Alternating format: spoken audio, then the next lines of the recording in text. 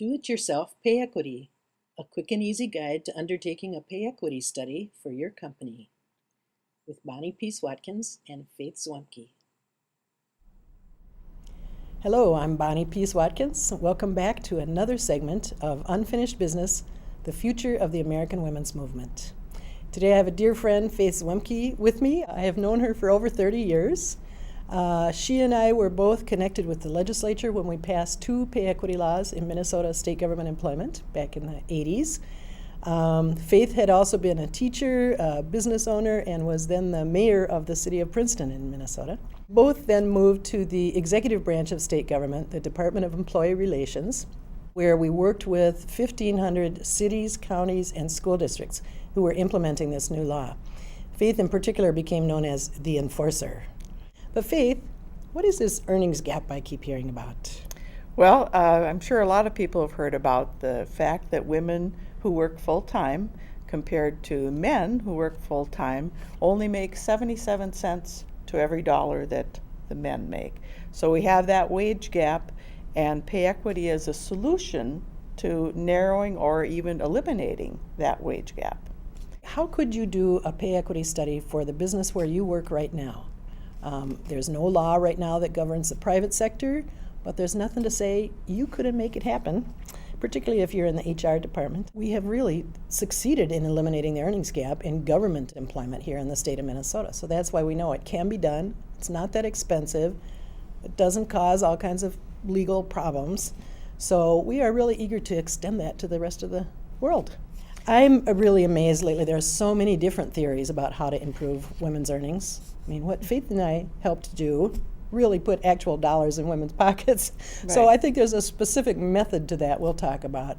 But we have to throw out, what is all that? Because people say equal pay for equal work. Mm-hmm. Hasn't that been on the books since 1963? Well, pay equity goes beyond, as I always say, goes beyond equal pay for equal work to equal pay for work of equal value.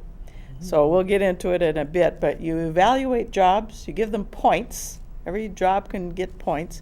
And then when those points compare, the pay should compare. I mentioned before that we've really achieved pay equity for government workers in Minnesota, but then it turns out 85% of the employed people in Minnesota do not work for the government. The private sector is a lot bigger, so we want to approach that. We want to talk to you, the HR managers in the private sector, about how they could do their own studies. And we've invented a bank to talk about, right? Yes, we've invented Friendlyville Bank. And just taken some sample jobs that these are hypothetical, but probably fairly accurate in terms of a small sampling of jobs that might appear in a small bank. So what's the first step? The first step is you want to make a list of your jobs. You've got your tellers, you've got your managers, you've got loan officers, you have probably support staff of some sort. In my 23 years of training people how to look at this, it's a 2-part process. The first part is job analysis. So you can start with the list. You can't analyze your jobs unless you have a list. Right. And the second part is going to be the pay analysis. After listing the job titles, we need to identify the job type, male, female, or balanced, depending on the employees in the job. In state law, there's a statistical definition for this, but usually it's pretty easy to identify the makeup of that job. I think your slide that you're putting up is going to show that. It shows the list of jobs. Then the next column is going to be how many men are in that job. Next column would be how many women. Right. And I would pause at that point and say, very typical that most jobs are either what we call male-dominated or female-dominated in terms of how many people are in them. Right. And that's just important to know about how the labor force is structured. Right. So then now I've got my list. Now how am I going to get those points you keep talking about? Well, first of all, there's people are going to just say, well, how can you compare the loan officer to the teller? They're different jobs. How can you compare the ATM repair person to the branch manager? Well, the reason you can compare them is because all jobs are work. And all work requires a certain level of skill, certain level of responsibility, et cetera, et cetera. So the job that has more responsibility would get more points than one that does not. We had at the state job match system, which you skillfully authored many years ago, and that listed a number of state jobs.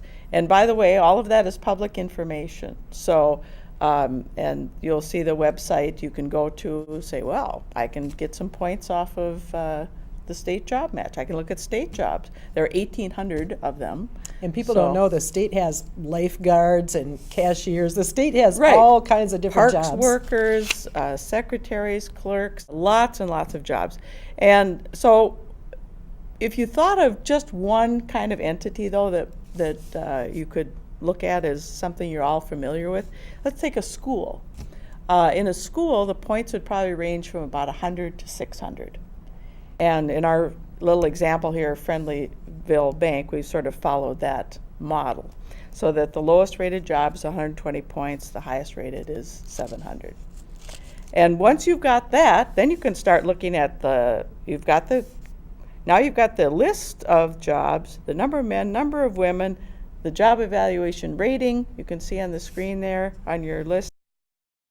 And then we get to the big secret. What's the pay? Exactly. You know, when we talk to people in other states, I would say the number one place other people get hung up on this is the job evaluation system. Right. We are told that lots of private companies already have a system like this in place. That's true. Yes, it's a But secret. they may many not be, times. yeah, not everybody has that information. And I'm not sure they're all really conducive. There might not all be points. They might have funny, Right. funny names for Right. those different bands and so on. But what we have really learned is people get stuck at that point if they get too obsessed. Or wonderful revolutionaries like us say, I'm not sure they value things correctly. you Right. know? Women do childcare, and that's not going to get enough points. Well, what we have learned going through this for 30 years is, you know what, if you apply the existing value system, it's going to be a good deal for women. Yes. And if you start all over to invent a new value system or hire a consulting firm to invent one for you, you know what, you're going to spend 5 years on that process. And you're going to spend a lot of money. It's not going to be perfect. But what we're doing without it is even less perfect. So if you're just basing your pay on what who is occupying the job, though, that's a job that's done by women. Or a salary survey. Right, Which something like basically that. you get a job title. Right. That's The all you're The judging market by. is not a good guide to what is fair in terms of gender equity, in terms of pay. So So now you wanna we've got our job evaluation. Let's move on. You want to move on to the real nuts and bolts here of Yeah. what happens? Yeah. Okay. Well, if you look at this list of pay, maybe you can kind of spot some problem areas. Let's look at the HR worker, 400 points, $43,000 a year. Then we look at the go down the list to the ATM repair worker at 200 points, making $45,000 a year. Wow. So now we see, now we have a female-dominated job making less money than a male-dominated job with fewer points. Yeah, with So way that's less what we do. responsibility. So the solution here would be to at least equalize her pay to his. And then we've got another area there, the teller 3 and the management trainee. Teller 3 is a female-dominated job. The management trainee is a male-dominated job. And there we see a $9,000 gap in pay.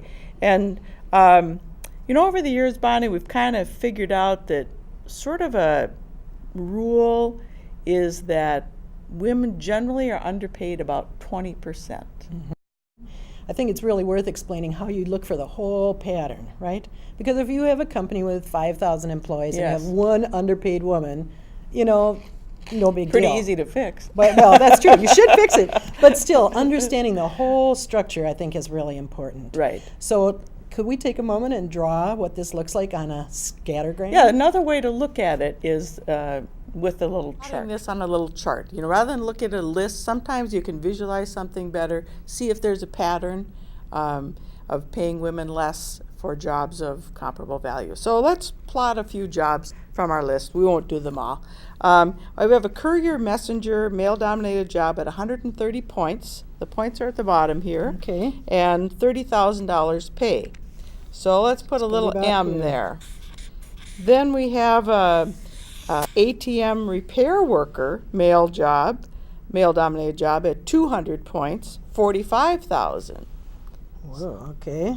We have the teller, a female-dominated job, 200 points, 22,000.